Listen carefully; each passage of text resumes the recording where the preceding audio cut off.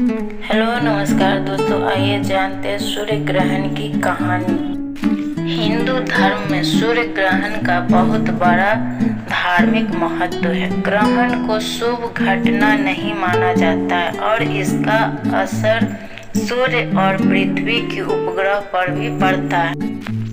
सूर्य का किरण अशुभ होता है। प्राचीन शास्त्रों में विभिन्न बातों का उल्लेख है और इसके माध्यम से हमारे ऋषि मुनि और गुरु जी ग्रहण के बारे में गणना करने में सक्षम थे।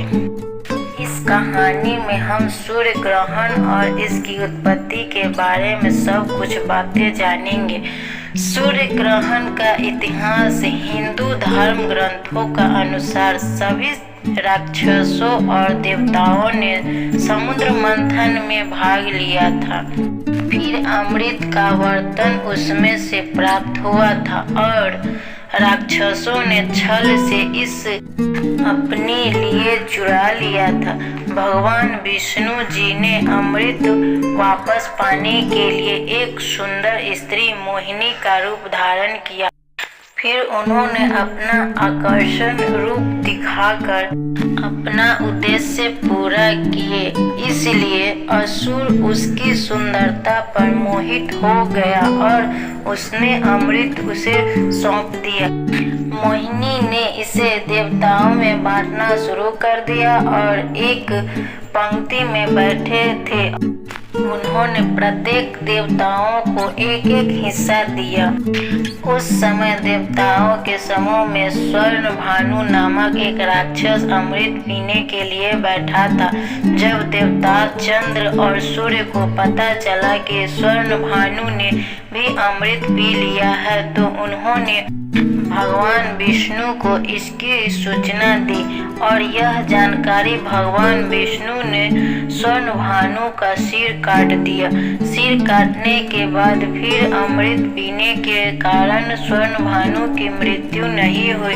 स्वर्ण भानु का शरीर दो भागों में विभक्त हो गया, अर्थात सर्प का सिर राहु कहलाया तथा सर्प का धड़ केतु कहलाया। तब से राहु और केतु सूर्य और चंद्रमा के शत्रु बन गए।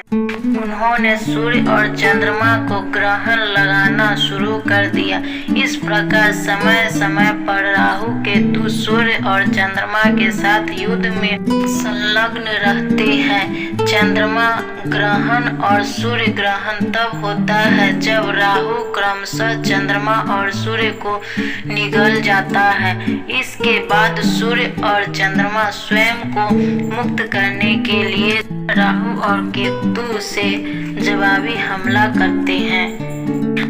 इसी कारण ग्रहण के कारण मानव जीवन कई तरह से प्रभावित होता है। जैसा कि हम सभी जानते हैं कि ग्रहण का होना अशुभ माना जाता है क्योंकि इसमें दो ग्रह प्रभावित होते हैं और जब राहु या केतु उनकी शांति और स्थिरता को भंग करते हैं तो वे असहज महसूस करते हैं। मानव जीवन पूरी तरह से ग्रहों पर निर्भर होने के कारण स्वतः ही कामकाज में भी बाधा उत्पन्न होती है। उसी अवधि में सूर्य या चंद्रमा की किरणें अशुभ हो जाती है और वे किसी को भी अपना अच्छा परिणाम नहीं देती है। उनका स्थान भी एक महत्वपूर्ण भूमिका निभाता है। यही कारण है कि विशेषज्ञ ज्योतिष मंत्र जाप करने और हिंदू शास्त्र में इसका उपाय पाठ पूजा और ध्यान करने से, ताकि आपके अच्छे प्रयास इस कठिन समय के दौरान आपके ग्रहों का शांति और आराम करने में मदद कर सके।